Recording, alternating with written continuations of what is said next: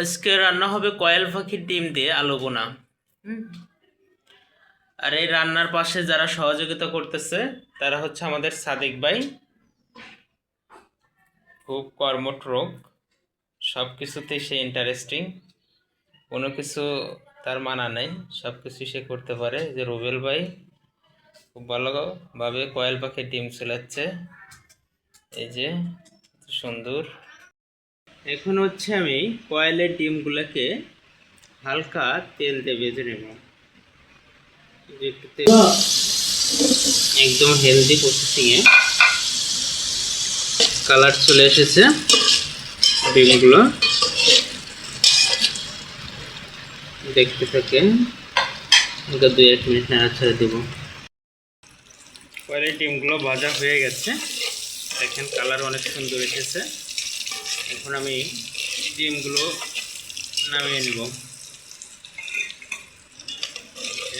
ডিমগুলো নামিয়ে নিচ্ছি।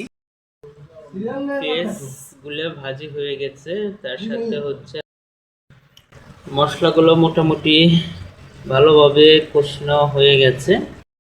প্রায় 5 মিনিট সবজিগুলো কষিয়ে নিয়েছি, মোটামুটি একটু মিক্সড হয়ে গেছে। এখন আমি ভেজে রাখা ডিমগুলো এই সবজির সাথে দিয়ে দিব, তারপর পরিমাণ মতো পানি দিয়ে দেব। এই যে ডিমগুলো দিয়ে দিলাম।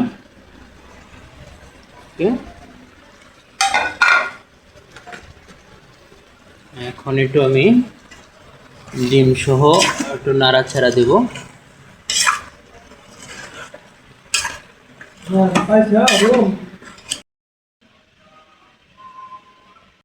প্রায় 20 মিনিট হয়ে গেছে, এখন দেখি কি অবস্থা। ও সেই, আর 2 মিনিট পরে নামিয়ে ফেলবো, দেখতে থাকুন।